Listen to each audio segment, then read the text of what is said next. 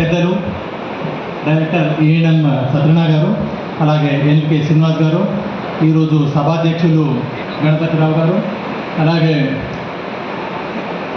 మన మిరియాల మిరియాల రంగయ్య గారు, త్యాగరాజ్ గారు అండ్ రాజీవ్ కుమార్ గారు, all GNs, HODs of the corporate and all the single unions, print and electronic media friends, సాక్షి నుంచి కృష్ణారావు, వెలుగు నుంచి రాజేంద్ర గారు, ABN శ్రీనివాస్ గారు, ఆంధ్రప్రభ నుంచి అశోక్, నమస్తే తెలంగాణ నుంచి దుర్గా, ABN ఎలక్ట్రానిక్స్ నుంచి పాపారావు గారు, BCC నుంచి నరసింహారావు గారు, HLD నుంచి కృష్ణరాజు గారు అండ్ SNPC సిబ్బంది అండ్ అందరికీ ఈ కార్యక్రమానికి స్వాగతం. ఈరోజు మనము ప్రపంచ పర్యావరణ దినోత్సవాన్ని మన కార్పొరేట్లో చాలా గొప్ప స్థాయిలో మనము సెలబ్రేట్ చేస్తున్నాము. ఈరోజు ఒక థీమ్ నేల పునరుద్ధరణ, ఎడారీకరణను మరియు కరువును తట్టుకునే శక్తి. So one of the greatest concept given by the మనకు ఇది ఇంటర్నేషనల్ ఆర్గనైజేషన్.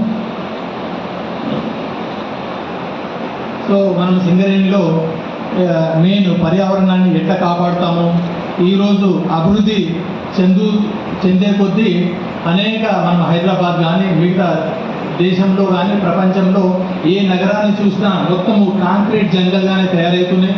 ఎవరైనా సరే మనం ఒక భూమి కొంటాడు, మొత్తము 10 ఎకరాలు 20 ఎకరాలు కొంటారు, మొత్తం ఉన్న చెట్లను చేమును అన్ని ఆ గుట్టల్ని మొత్తము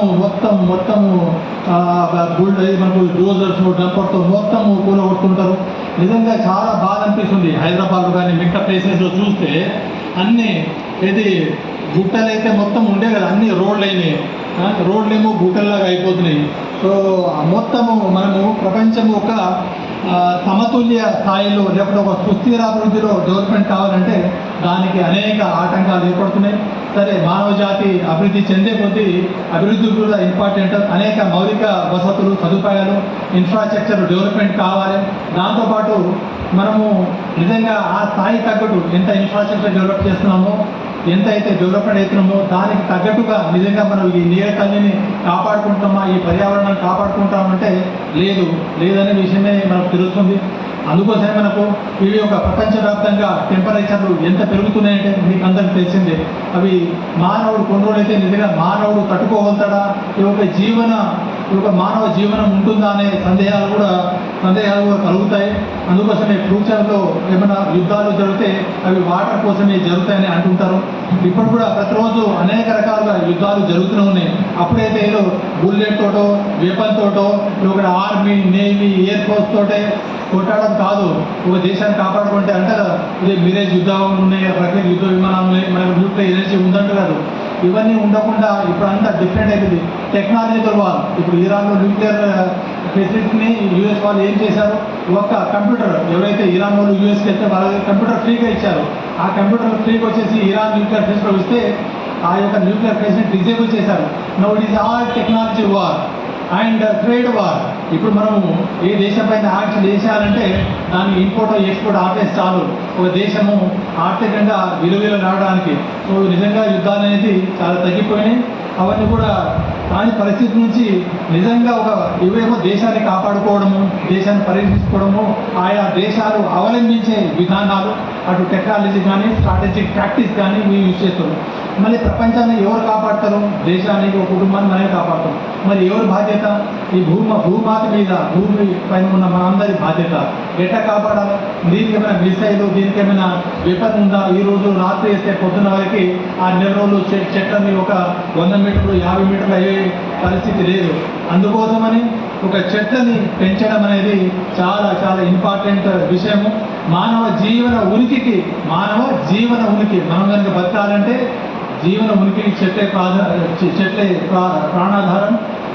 మనకు చెట్లు మనకు ఏమి ఇస్తాయంటే 2 జీవన అవసరాలు అందిస్తాయి, ఆహారము మరియు ఆక్సిజన్.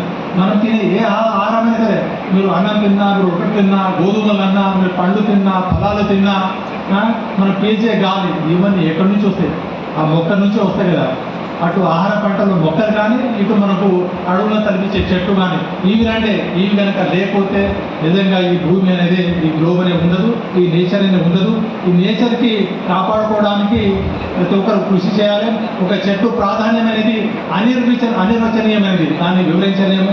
స్వచ్ఛమైన గాలి నుంచి అటు ఆయుర్వేదం నుంచి స్వతహాగా మనకు చెట్లు ఆకులు వీచే గాలి, కాసే ఆకులు కాసే పండ్లు పెరిగే కొమ్మలు కాండం నీరు, ఈ పరిశ్రమ గాలి, ఈ యొక్క కార్బన్ డైఆక్సైడ్ CO2ని తగ్గించడము, గ్రీన్ హౌస్ గాలిని తగ్గించడము, ఆక్సిజన్ పొరల్ని కూడా నష్టం కావడం చూడడం అంటే చెట్లే ఇంపార్టెంట్. అందుకోసమని ప్రతి ఒక్కరూ చెట్లు నాటుదాము. మన సింగరేణిలో ఒక రోల్ మోడల్ అని ఉంటుంది. మన స్టేట్ గవర్నమెంట్ చూస్తే ఫారెస్ట్ డిపార్ట్మెంట్ అడగండి మీరు, Singareni is the role model అంటారు. సో ఈ సందర్భంగా మన ఫారెస్ట్ డిపార్ట్మెంట్కి the big appreciation to the forest department. They have done wonderful work. And వారికి తోడుగా all the GMs and all the directors ప్రతి ఒక్కరు మనం ఒక టీమ్. ఐ మీన్ నేను ఇండివిజువల్గా దేనికి క్రెడిట్ తీసుకున్నాను. ఇట్స్ ఆల్ టీమ్ వర్క్ అంట. It's all team work. So it is not Balram, it is the Singareni. ప్రతి ఒక్కరు CMD కానీ డైరెక్టరు, GMs, HODs ఆల్ ఇది మనది. సో మనము one of, and I do consider each one of us positive, each one of us positive, and make our SCCL more cleaner and a role model to nation. కాదు role model nation కాదు, let us make to the globe. సింగరేణిని ఒక గ్లోబల్కి role మోడల్గా చేసేసి సింగరేణి ఈ ఏడాది theme కూడా ప్రతి అడుగు పచ్చదనం. మనకు కనిపిస్తే చాలు, ఇటు మొక్కలు ఉన్నాయి అటు మొక్కలు ఉన్నాయి.